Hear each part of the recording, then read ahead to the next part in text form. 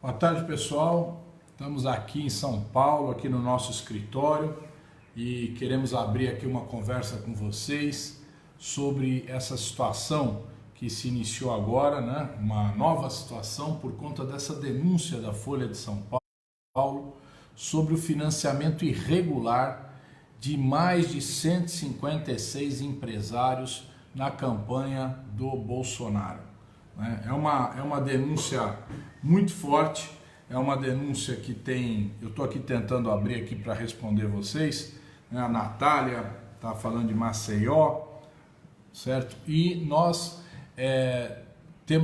saiu hoje essa notícia na Folha de São Paulo. Imediatamente a direção do PT pediu a investigação à Polícia Federal e agora o PDT e o PT pedem o cancelamento da candidatura de Bolsonaro. Evidentemente, nós não temos que ter ilusão sobre essas ações jurídicas. Eu, pelo menos, já desisti praticamente dessa questão jurídica, porque a gente está vendo que os nossos juízes têm lado, né? Nós vimos aí uma coisa que me deixou muito impactado aí, né? Foi essa decisão ontem do Tribunal de Justiça de São Paulo de cancelar a condenação do general Brilhante Ustra pela morte de um lutador do povo brasileiro que foi torturado até a morte, e ele tinha sido condenado. Ele já está morto, o Brilhante Ustra, mas ele tinha sido condenado a pagar uma multa, e agora sequer isso vai acontecer por conta dessa decisão do Tribunal de Justiça.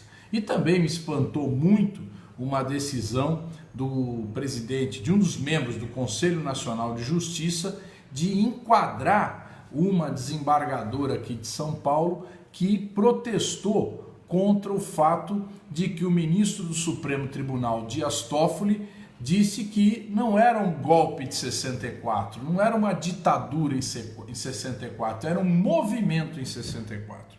Essa desembargadora protestou e agora está sendo enquadrada pelo Conselho Nacional de Justiça. Pois bem, gente, nós estamos aqui querendo deixar claro a vocês, nós estamos vivendo uma verdadeira situação de guerra no país, né? Esses empresários, né, de alto coturno, empresários bilionários, querem tomar conta do governo federal para, a partir desse poder executivo, fazer a derrubada de todos os direitos dos trabalhadores, sejam os direitos trabalhistas, seja a previdência social, sejam os direitos civis que nós temos, né? O que eles querem fazer é permitir que os órgãos estatais atuem contra aqueles que lutam pelo povo brasileiro e contra o próprio povo brasileiro. Vocês viram aí uma decisão, ou uma indicação, melhor dizendo, de um dos componentes da campanha do Bolsonaro, dizendo que eles vão retomar um projeto de lei do próprio Bolsonaro que impedia a investigação de qualquer policial militar, de qualquer policial que matasse ou ferisse alguém numa ação policial. Pois bem, eles querem dar carta branca para que se mate, ou seja, se o policial militar vai para um confronto, seja com um bandido ou com supostos bandidos, e morre alguém, sequer haverá investigação, certo? É licença para matar, o que vai levar de fato aquilo que o Bolsonaro falou: precisa matar 30 mil pessoas nesse país, e que se dane se houver inocentes. Gente, nós estamos vivendo uma situação de muito perigo no nosso país. Se esse camarada ganhar essa eleição, vai ser realmente uma instauração de um Estado que não vai ser de direito, de um Estado arbitrário, de um Estado terrorista.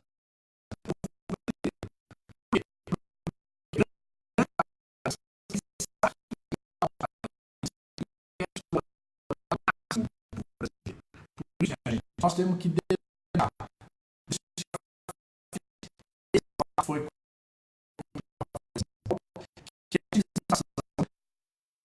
de caixa 2 na campanha eleitoral, porque o nome correto disso é exatamente caixa 2.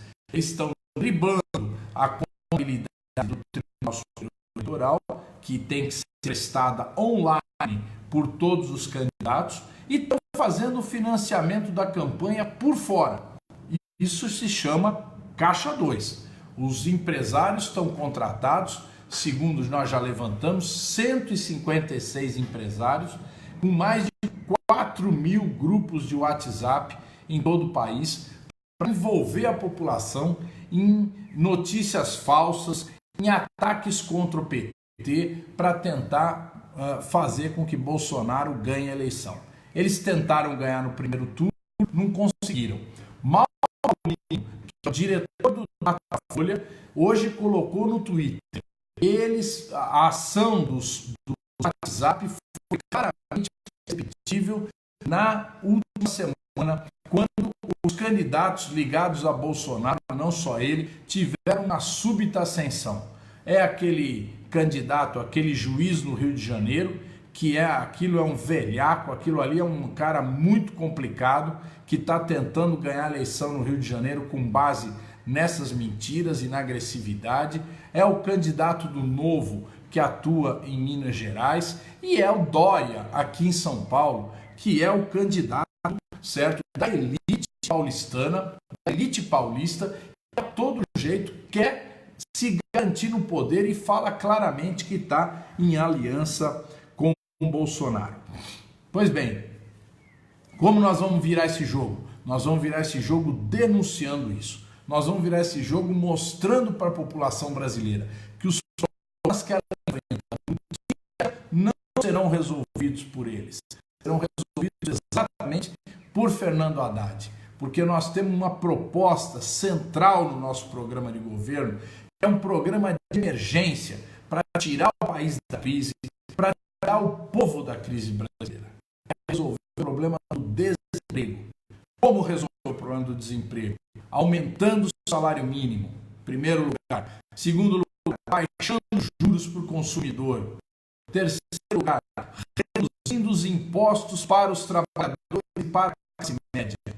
Quarto lugar, voltando a ter investimento público em nosso país. Está aqui a Sônia, que pergunta o seu projeto de governo. Qual? Estamos dizendo o projeto de governo do nosso partido, do PT e dos seus aliados. É esse projeto que nós queremos fazer para tirar o país da crise. Qual é o projeto do Bolsonaro? Até agora ele só apresentou o projeto de permitir que as pessoas comprem armas e dizer que a polícia não vai ter limite. Ora, permitir que as pessoas comprem armas, quem é que vai entrar nessa balela? Quem tem dinheiro para comprar arma? É o trabalhador pobre? Não. Quem tem dinheiro para comprar uma arma são os ricos e a classe média alta. A maioria dos trabalhadores brasileiros não tem condições de comprar uma arma. Então, eles vão ser massacrados por quem tiver arma. Isso nós não podemos aceitar em nosso país. Nós não podemos aceitar que o Brasil se transforme numa verdadeira guerra civil, certo? De todos contra todos, dos ricos querendo explorar os pobres e matar os pobres simplesmente porque acham que eles podem lhe roubar qualquer coisa. Pois bem, gente, nós vamos aqui nessa luta, queremos pedir a vocês muito empenho. Vamos sair às ruas nesse fim de semana, vamos fazer campanha, vamos conversar com o povo. Eu estou conversando com padre, com pastor, para desmentir esse monte de bobagem que eles falaram, de kit gay, de casamento gay, todo esse monte de coisa de aborto. Fernando Haddad já deixou claro, ele nunca fez kit gay, isso nunca existiu. A própria Justiça Eleitoral já proibiu o Jair Bolsonaro de usar o termo kit gay.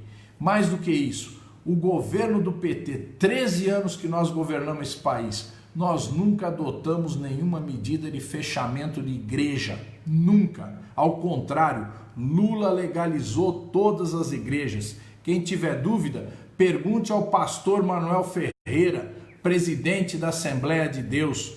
Pergunte a ele, do Ministério de Madureira.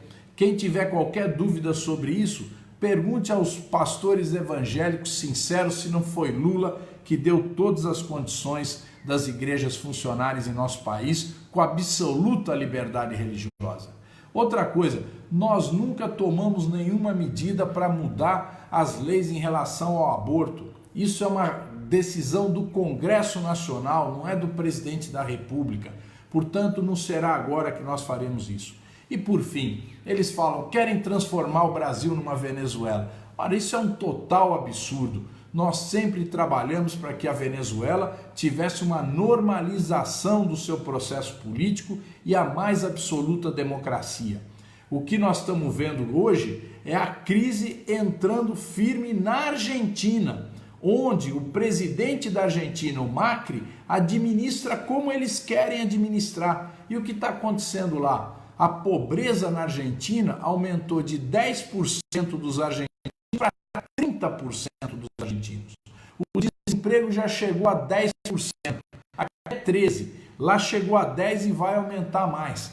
Portanto, o que eles querem fazer no Brasil, eles estão fazendo agora na Argentina. O Brasil vai ser a Argentina amanhã.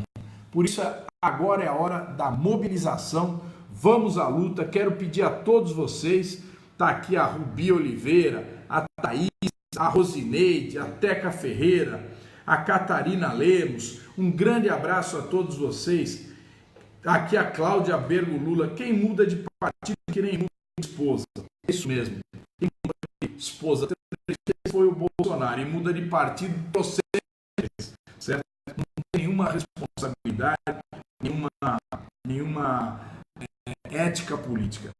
Então, gente, vamos à luta, fim de semana, todo mundo na rua, com muita vontade, muita coragem para o nosso Brasil não ir por buraco. Nós queremos um democrático, justo e soberano. Grande abraço a vocês.